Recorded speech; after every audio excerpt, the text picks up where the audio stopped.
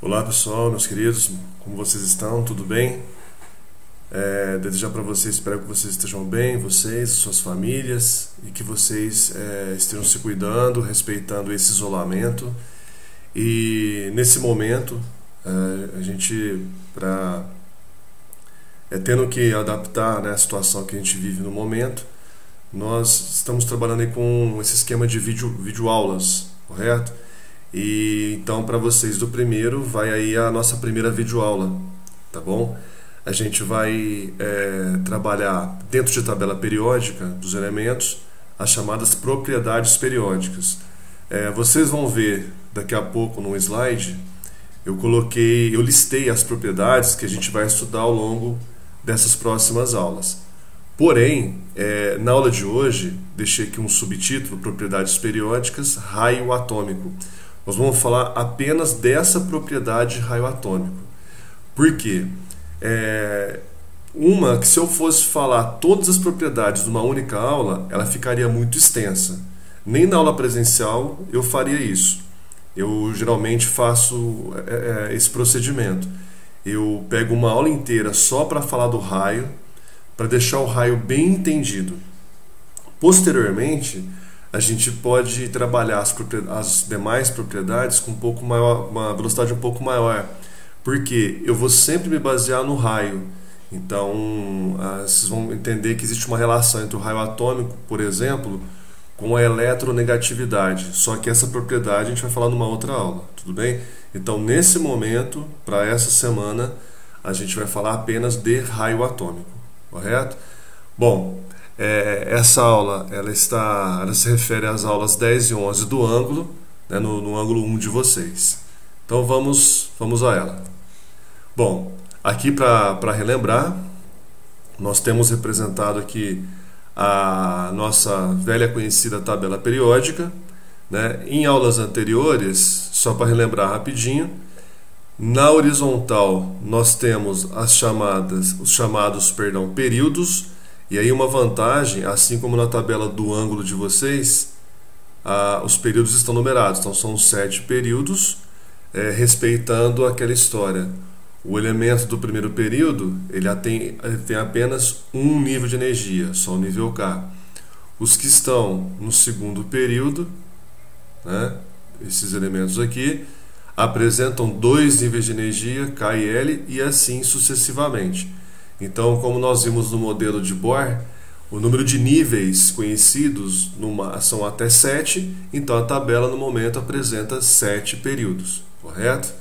Bom, e aí a gente viu também, revisando também, meu mouse, essa numeração que aparece em cima da tabela para vocês, indica as chamadas famílias ou grupos. Então nós temos aqui 18 grupos ou famílias. E aí, atenção, as famílias 1 e 2 e as famílias 13 a 18, nós temos os chamados elementos representativos. E aí, para eles, vale a regra da camada de valência. Elementos da família 1, excluindo o hidrogênio, lembra que a gente já falou em aula, o hidrogênio, apesar de ser colocado aqui, porque ele é o elemento mais simples, ele abre a tabela, ele tem um próton só, o número atômico está aqui em cima, ele não tem família, então a gente conta daqui para baixo. Todos têm um elétron na camada de valência. Na família 2, todos têm 2 na camada de valência. Pula esse meio que vai da 13 a 12, daqui a pouco a gente fala dela. Aí, da 13 para frente, tomar aquele pequeno cuidado. A gente não tem um elemento aqui com 13 na camada de valência, você pega só o segundo número. Então, os que estão na família 13, 3 na camada de valência. Os que estão na 14, 4 na camada de valência, e assim sucessivamente. E aí, até a gente chegar na 18, elementos com 8 na camada de valência. Mas não esquecer, o hélio está aqui, ele não tem 8 na camada de valência, ele tem 2 elétrons apenas.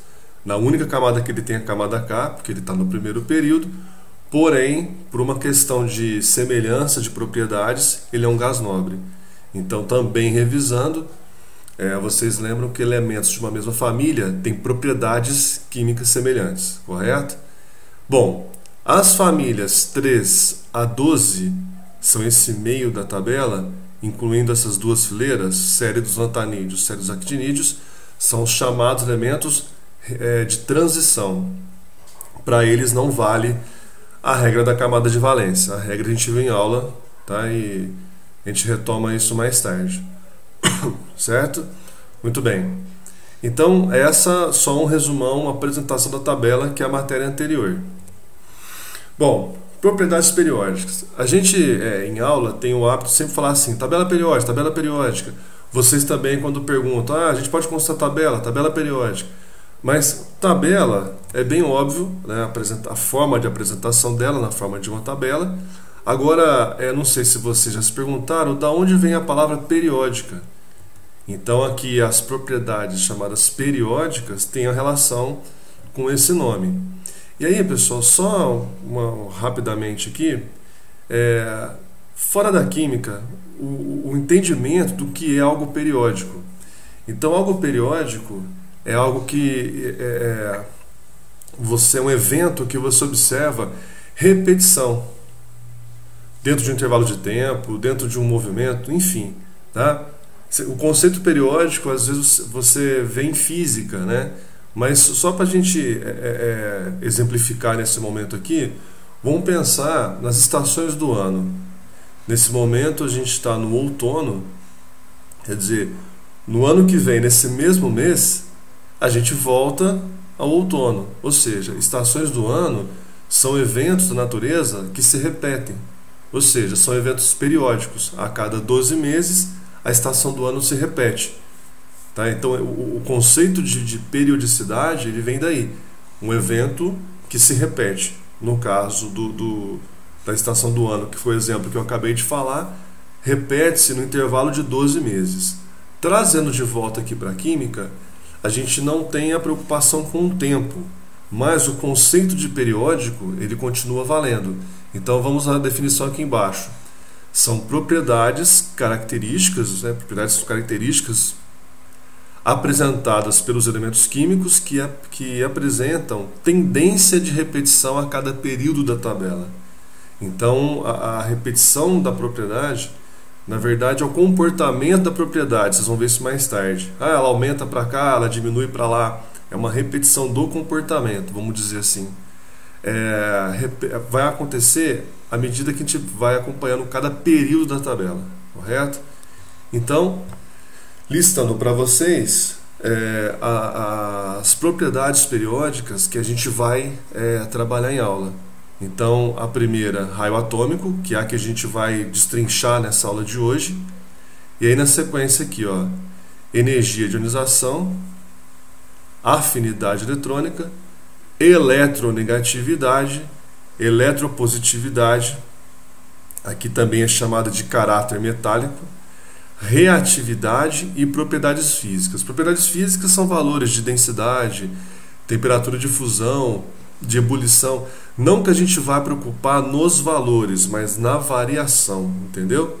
Bom, como eu disse para vocês, nossa preocupação nessa aula, desse momento, raio atômico apenas. Bom, então vamos ao raio atômico. Raio atômico, eu acabei não tirando aqui, mas eu acabei dando um pequeno spoiler aqui. Basicamente, na hora que a gente terminar aqui de definir a propriedade, vocês vão fazer a relação do raio com o tamanho do átomo. Daqui a pouco, por quê? Muito bem. O raio é um conceito que a gente empresta da matemática. Vocês lembram, então, em geometria, não sei o ano que é visto isso, não me lembro agora, mas é fundamental. Em geometria, vocês estudam aquela figura circunferência. E o raio, ele é definido como, dentro da circunferência, a distância entre o centro da circunferência. Então vamos imaginar aqui, ó, aqui uma circunferência, certo? O centro da circunferência, vamos falar assim, até a sua borda. Não sei se eu usei o termo matemático correto, mas para a gente agora aqui é suficiente. Então a distância do centro até a sua borda. Às vezes você vai ver assim na matemática, aí metade do diâmetro. É que o diâmetro é uma linha que liga duas extremidades da circunferência passando pelo centro dela. Então, dando a mesma aqui pra gente, tá? Aqui desconsidera o R1, R2, vamos pegar só a borda mais externa aqui. Então, aqui nós temos o raio da circunferência do desenho. Aí você fala assim, mas o que tem a ver a química com a matemática aqui agora? Se você lembrar, nosso último modelo atômico estudado é o modelo de Bohr. E o modelo de Bohr, ele lembra muito esse desenho, porque o centro da circunferência, quem faria a função seria o núcleo atômico, onde a gente vai encontrar prótons e nêutrons. E no modelo de Bohr, ele descreve a eletrosfera, quer dizer, a região ao redor do núcleo, dividida em níveis de energia, e ali onde nós vamos encontrar os elétrons. Então, se a gente pegar esse desenho, que inicialmente eu falei como algo geométrico, uma circunferência, a gente pode também falar que ele representa o modelo de Bohr. O núcleo, esse ponto roxo central, e seria um átomo, então, com 2 níveis de energia, 2 órbitas circulares ao redor do núcleo.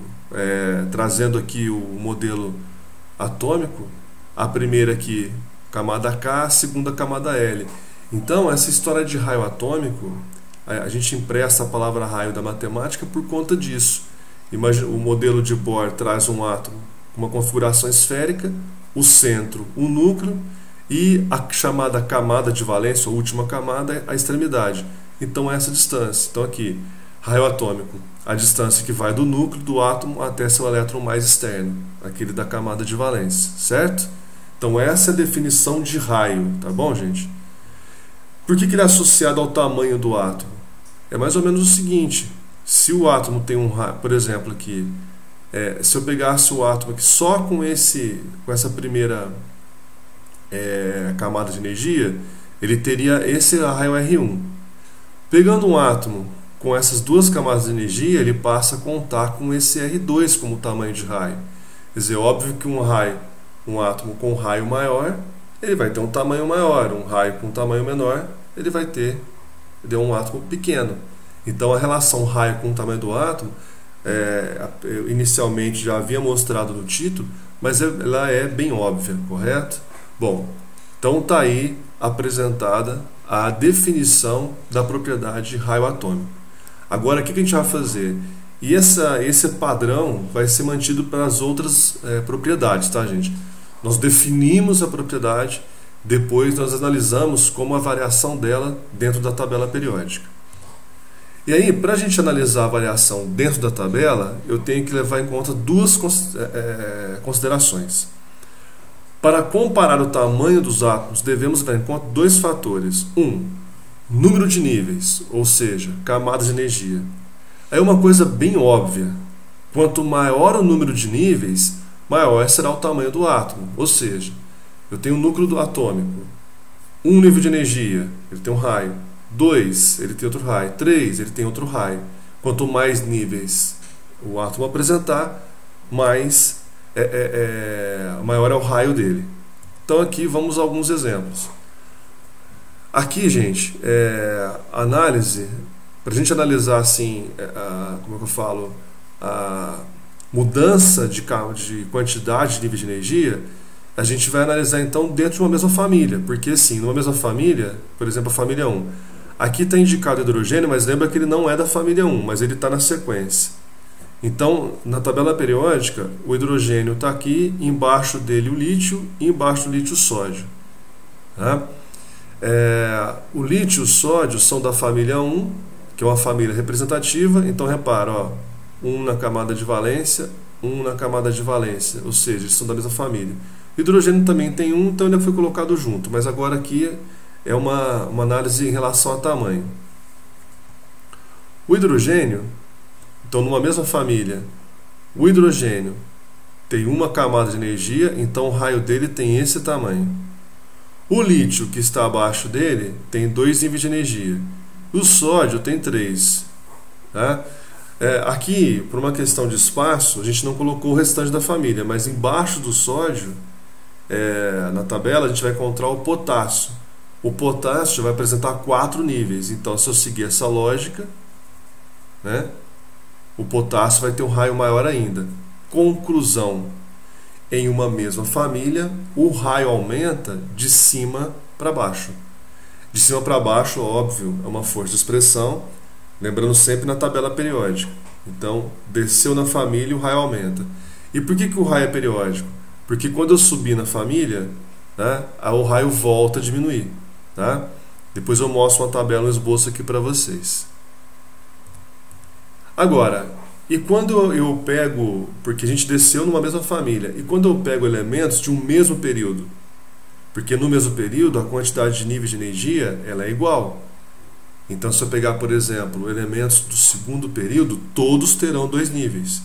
Elementos do quarto período, todos terão 4 níveis. Então, não é o número de níveis que define o tamanho do raio. Então, qual é o critério?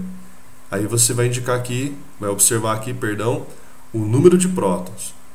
O átomo que apresenta maior número de prótons exerce uma atração maior sobre seus elétrons, o que ocasiona uma redução no seu tamanho. Então, vamos ao exemplo. Aqui nós pegamos 3 elementos do mesmo período, o quarto período. Conclusão: 1, 2, 3, 4 níveis de energia ao redor do núcleo. 1, 2, 3, 4 níveis. 1, 2, 3, 4 níveis também. Então, quando a gente pega no mesmo período, todos têm o mesmo número de camadas. Então, não é o número de camadas que define o tamanho do raio. Então, você observa o seguinte: o potássio ele tem 2 mais 8, 10, mais 8, 18, mais 1, 19 elétrons. O cálcio, do lado dele, no mesmo período, é 20 elétrons. E o escândio, que é o SC, seguindo no período, tem 21 elétrons. Então, nós pegamos átomos do mesmo período, apresentam o mesmo número de camadas, porém, o escândio, que tem 21 elétrons, ele tem o seu raio diminuído. Por quê? Porque quanto mais prótons o núcleo tiver, maior atração sobre seus elétrons. Correto? Conclusão: em um mesmo período, o raio atômico aumenta da direita para a esquerda. Então, quanto mais a esquerda maior, quanto mais a direita menor. Lembra que a ordem dos elementos na tabela periódica é uma ordem crescente. Então, no mesmo período, os números atômicos maiores estarão sempre à direita e os menores sempre à esquerda. Por isso que essa variação. E aí, por que o raio atômico é uma propriedade periódica? Justamente por isso. Em todos os períodos, o comportamento se repete. Então, da direita para a esquerda, da direita para a esquerda aumenta. Se eu mudei de período, diminui na esquerda, aumenta na direita. Se eu desci, diminui na esquerda, aumenta na direita. Desculpa. Diminui na direita e aumenta na esquerda. Falei o contrário, perdão. Tá? E aí, gente, resumindo a nossa conversa, essa é a variação do raio atômico dentro da tabela periódica. Então, pegando as duas conclusões que nós tiramos agora há pouco. Período horizontal, da direita para a esquerda, o raio aumenta. Família, na vertical, ou grupo, de cima para baixo, o raio aumenta. Portanto, o frâncio é o elemento de maior raio da tabela, porque ele está mais à esquerda e mais embaixo. E o hélio é o elemento de menor raio, porque ele está mais à direita e mais em cima, correto? E aí, gente, essa variação,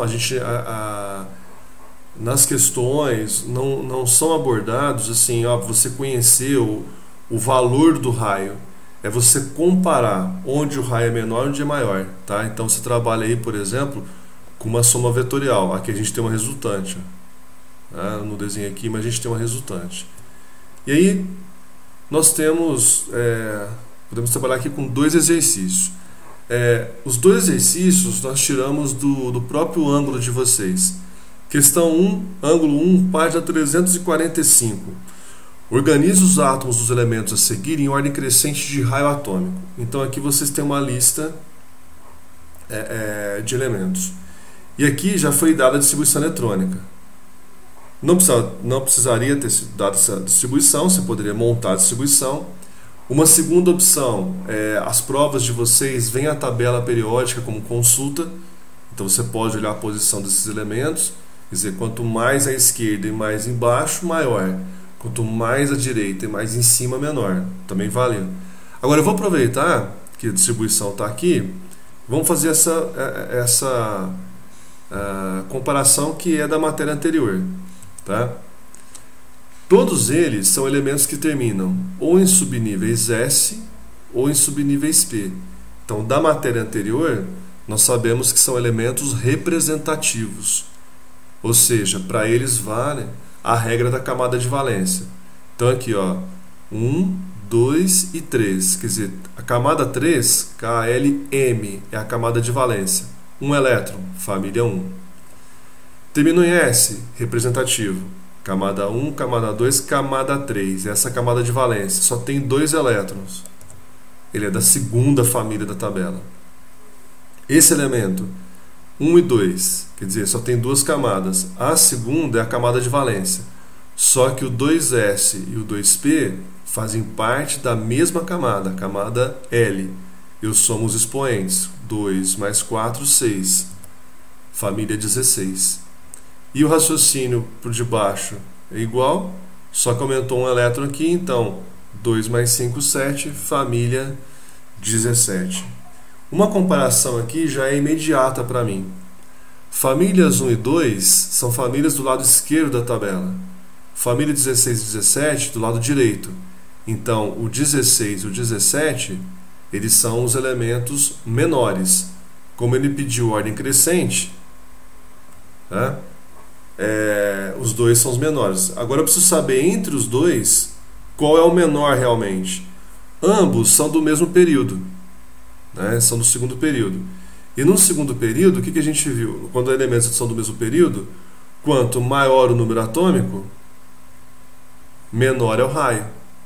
Ou a família 17 é a direita da família 16. Quanto mais a direita, menor. Então, inicialmente, a gente consegue já abrir essa ordem. O menor dos 4 é o flúor, correto? Por causa dessa relação.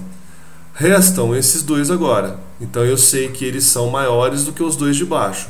Só que entre eles, qual deles é o maior e qual é o menor? Né? Mesma coisa. Eles são elementos do mesmo período, ou seja, quem tem o número atômico maior é menor. Ou o número atômico menor vai ser maior. Quanto maior o número atômico, maior é o raio, menor é o raio, perdão. Ou então, se eles são do mesmo período, quem está mais à esquerda é maior. Portanto, a sequência é essa. Né? O sódio é o elemento mais à esquerda dos 4, ele é o maior. O flúor é o elemento mais à direita dos 4, ele é o menor. E os dois intermediários. Então a resposta ficou essa ordem crescente de raio. Certo? Bom, deixa eu voltar aqui ao exercício. A todo tempo, nesse meu comentário de hoje aqui, a gente trabalhou com os elementos da tabela, da própria tabela. E na tabela periódica, todos os átomos estão representados na sua forma neutra. Você pode reparar aqui que a comparação aqui foi entre átomos neutros. Agora, o que acontece quando eu comparo íons? Então, o raio atômico de íons. Eu preciso fazer, para saber o raio atômico do íon, eu preciso da comparação dele com o mesmo elemento, só que na forma neutra. Então, comparação com o raio do átomo na sua forma neutra. Essa é a relação. Bom, nós temos dois tipos de íons. Os chamados cátions, que são os íons de carga positiva. Então, carga positiva, matéria anterior. A gente sabe que um átomo torna-se positivo quando ele perde elétrons. Tá? Então, há uma diminuição do raio quando um átomo se torna um cátion. Por quê? Você tem a mesma carga nuclear, quer dizer, o núcleo continua com o seu mesmo número de prótons positivos. Esses prótons atraem os elétrons. Só que agora esse átomo passa a contar com menos elétrons. Então é natural que haja uma redução do raio. Aqui um exemplo. O magnésio, só para vocês terem uma ideia, número atômico 12. Ele tem 12 prótons no seu núcleo. Na forma neutra, ele tem 12 elétrons, que estão distribuídos em 3 camadas de energia. Porém, quando ele se torna cátion, e aí ele perde os elétrons da camada de valência, ele passa a ficar com uma camada a menos. Então o raio naturalmente diminui. Correto? Mas essa relação, vocês não precisam preocupar em fazer desenhos. É só um exemplo. Lembra disso aqui. Em cátions, comparado com um átomo em sua forma neutra, o seu raio sempre vai diminuir. Então sempre o cátion é menor do que o seu átomo na forma neutra. E aí, obviamente, o contrário também vale.